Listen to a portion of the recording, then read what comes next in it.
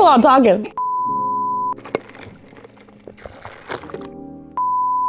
I almost drank the whole entire cup of coffee in this. Hey guys, this is Ashley. I am the CEO of Cloth and Paper. You've seen me here. We're here for another kind of take on CEO Sunday, a little bit more in front of the camera, just talking to you about takeaways that I've learned as a business owner, as an entrepreneur for the past 7+ years I've owned Cloth and Paper. So if you're interested to see what I've learned, keep watching. My name is Ashley, CEO, head designer, and master planner at Cloth and Paper. And this series is so that you get to know me, the girl behind the brand. You have my full attention. I got my coffee in hand. I'm ready to go. I have my phone, my notes. Running a small business is just simply not for the faint of heart, okay? You have to be able to quickly pivot, quickly make changes, adapt to everything around you. And if you're someone that kind of folds under pressure or a quick change just throws everything off for you, entrepreneurship may not be the thing for you, and that's okay. For instance, you guys all know what we've been going through for the past 2.5 years with the world. Everybody has. I thought I worked hard the years before. No, I worked 4 times harder as soon as all of that started to unfold because everything was so unpredictable. So you have to be ready to like grind it out. So Ryan and I were ready to sleep in the office if we had to send employees home and we needed to be the one to like pack orders or what have you, or take care of whatever needed to happen so that we can continue to make sure that people were getting paychecks. So we had a air mattress in the office. We had like cups of oodles and noodles in the office and everything. You're gonna do whatever it takes to make sure that your business stays afloat. And if that's not for you, if that's not something that you think you can do, running a small business is not for you.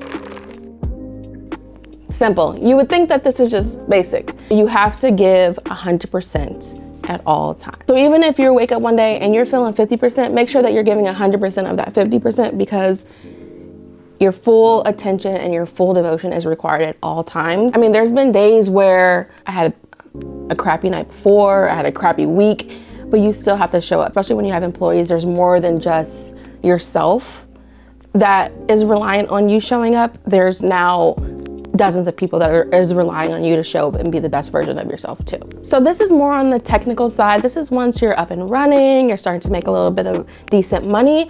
I would say the first thing that you want to make sure that you're doing is hiring a bookkeeper. Now, this doesn't have to be a full-time position. This doesn't even have to be part-time. This can be someone that you contract to help you clean up your books and make sure that you're staying on top of tax codes, that's well-versed in tax codes, that can make sure that they're keeping your books clean and they're in a way that anyone that opens your books, like if you were to pass them over to an accountant, that they would be able to easily interpret and understand what you're going on. And keep those receipts, please. This is another technical business kind of fundamental. Always make sure that you're protecting your margins, right? So you want to make sure that your business can weather any social, environmental, political climates that may be going on. So if you're protecting your margins, you can make sure that anything that goes on, you'll be able to still stand tall at the end of it because you see everything that's going on around you.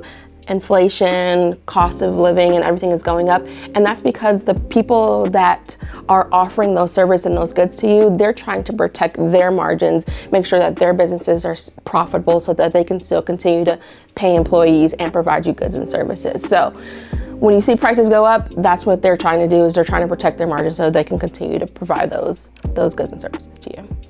Okay, so guys, there's probably a whole list that I can unravel of everything that I've learned over the past 7+ years of operating Cloth and Paper, but I won't do that to you today. If you want a part 2 and you want to see what else I've learned, leave a comment below. Let me know if you're an entrepreneur and you relate to any of these things.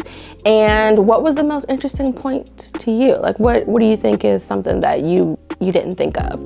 I'd love to see. We'll see you next Sunday here for CEO Sunday at Cloth and Paper.